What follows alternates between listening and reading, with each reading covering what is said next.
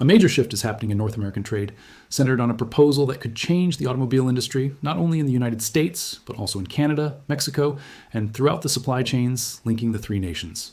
The Trump administration has launched what many describe as the opening move in what could become a fierce and consequential renegotiation of the Continental Trade Deal, known as Cusma in Canada and USMCA in the United States. The demand is ambitious. President Donald Trump's team is pushing for all North American-made cars to have at least 50% American content to qualify for favorable tariff treatment under a revised trade agreement.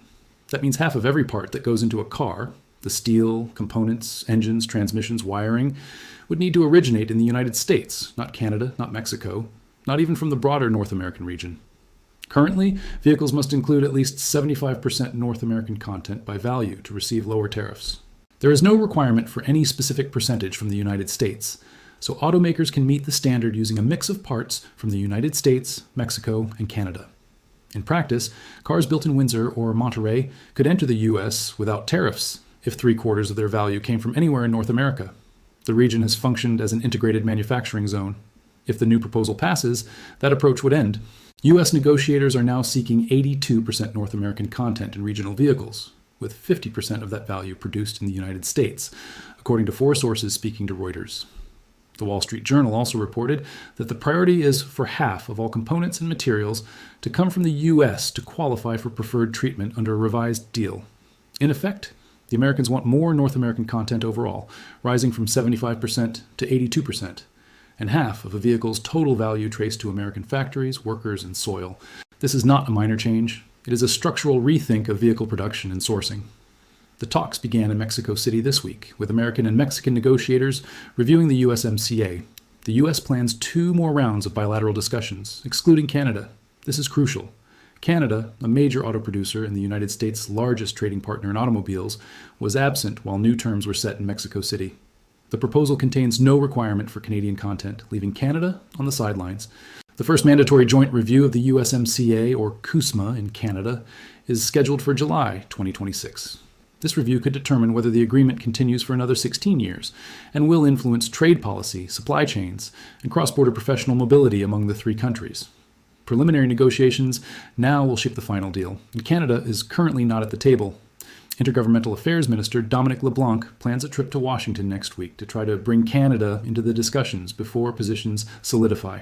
Prime Minister Mark Carney has also engaged, presenting to the Economic Club of New York that a strong Canada supports American interests. Whether this argument succeeds in Washington's current climate remains uncertain. So what would a 50% U.S. content requirement mean for Canada's auto sector? The answer is complex, with experts divided. On one side, Canadian vehicles may already be closer to the required level than assumed. American content in Canadian-made vehicles has risen from 38% in 2019, the last year of NAFTA rules, to 50% in 2024. Canadian plants already rely heavily on American parts, steel, and engines. Canada imports the largest volume of U.S. auto parts worldwide, $29 billion annually.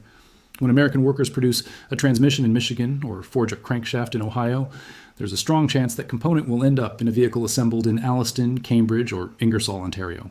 The flow of components moves in both directions. American-made parts travel north, while Canadian-assembled vehicles move south. This is not a one-sided relationship. It is a deeply interwoven manufacturing network developed over 50 years. Flavio Volpi, president of the Automotive Parts Manufacturers Association, emphasizes this point. He highlighted that there are 176 Canadian-owned parts factories across 23 U.S. states, employing 48,000 Americans. When discussing American content, the definition becomes less clear. Canadian-owned companies operating on U.S. soil, do those count as American content? If they do, it challenges the notion that Canada threatens American jobs. Yet the auto industry's concern extends beyond the current moment. It focuses on the effect on investment and planning if rules change rapidly. Brian Kingston, head of the group representing Canadian units of Ford, General Motors, and Stellantis, warned that introducing a U.S. content mandate and raising North American content rules only a few years after USMCA adoption would put companies in Canada, the United States, and Mexico at a disadvantage. Supply chains cannot be altered overnight. Automakers plan years, sometimes decades ahead. Long-term contracts with suppliers, decisions on assembly plant locations, and choices about sourcing domestically versus overseas are all made, assuming trade rules remain relatively stable. Sudden changes carry not only financial but strategic costs. Factories and supplier contracts built under previous rules cannot be undone simply because Washington altered its approach. A 50% U.S. content requirement could take 3 to 4 years to fully implement, assuming the industry receives a meaningful transition period, which is not guaranteed and will itself be negotiated. The difference between a rule taking effect next year and one phased in over 5 years could mean the difference between manageable disruption and potential chaos for some manufacturers. This is compounded by existing tariffs. A 25% auto tariff is already in place, adding pressure. Automakers must manage current tariff costs while anticipating the requirements of new rules. The uncertainty makes investment challenging. Politically, the proposal creates clear winners and losers. The United Auto Workers Union advocates for USMCA changes that would increase domestic assembly. Organized labor in the United States sees higher American content as a way to bring manufacturing jobs back to communities in Michigan, Ohio, and Indiana that lost them over past decades. The Trump administration appeals directly to those voters, and UAW support provides bipartisan credibility. Analysts note that the union will welcome the change. Automotive dealers, however, worry about affordability. Tesla, while still sourcing heavily from Mexico, is less concerned. If automakers must use more U.S. content, higher labor costs will raise vehicle prices, affecting millions of American families already facing affordability challenges. U.S. Trade Representative Jameson Greer has stated that increasing domestic production of vehicles and parts is central to the administration's strategy. This reflects a clear economic philosophy that the United States has allowed production to migrate away in pursuit of lower costs, and trade policy should now be used to reverse that trend. For the upcoming 2026 Made in America Auto Index, 109 vehicles are projected to have 51% or more U.S. content, down from 123 vehicles in 2025. Most of the top 10 are Tesla models. That decline is notable. Even before new rules, the number of compliant vehicles is shrinking due to global supply disruptions and changes in sourcing. New regulations would require either significant reshoring or acceptance of ongoing tariff costs for non-compliant vehicles.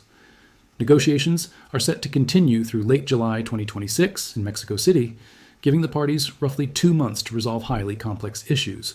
The discussions cover not only vehicle content requirements, but also rules for steel and aluminum, labor standards, digital trade, access to agricultural markets, and the broader question of whether the USMCA framework can endure in its present form. The Canada, United States-Mexico agreement came into effect in 2020. It is up for review in 2026. One likely outcome is Cusma being extended with minimal changes for a new 16-year term until 2042, which is the baseline assumed by the Bank of Canada. But Cusma could also face significant renegotiation, potentially making trade more costly. The review is a split-screen exercise.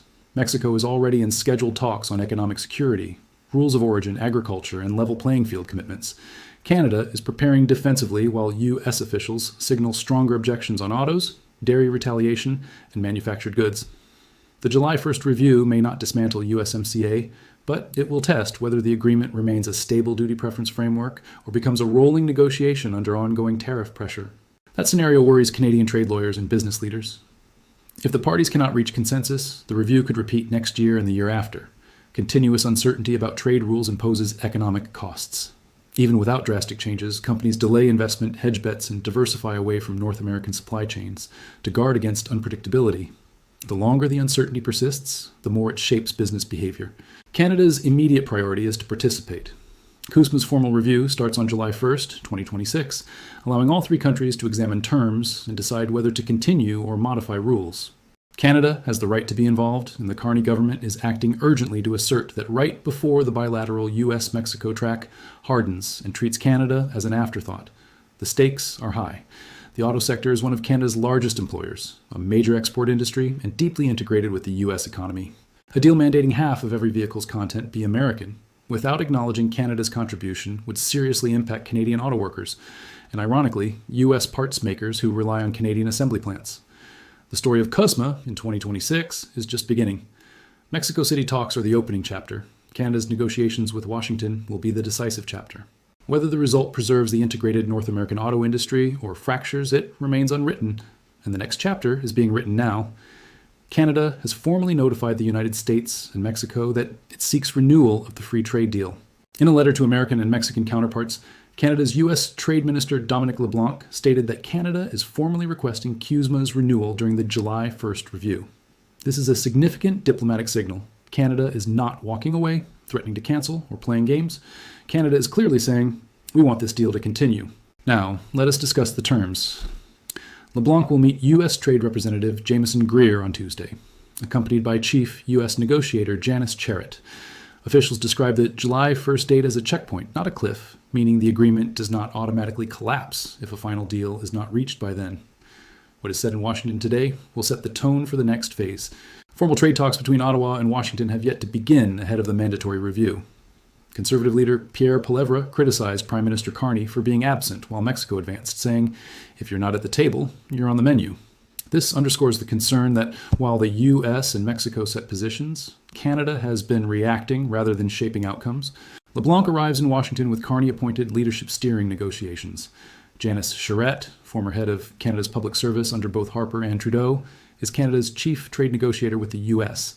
Mark Wiseman, a global investment banker and pension fund manager, is Canada's new ambassador in Washington. Charrett brings deep institutional experience navigating federal processes, while Wiseman offers connections in the American financial and business community to support the economic case that a strong Canada-U.S. trade relationship serves both countries' interests. The road ahead is challenging. The timeline is tight, and American demands on autos are ambitious, but Canada is formally at the table. In trade, as in much else, simply showing up is where everything begins. Please leave your thoughts about this content in the comments below. Thanks for watching. See you in the next one.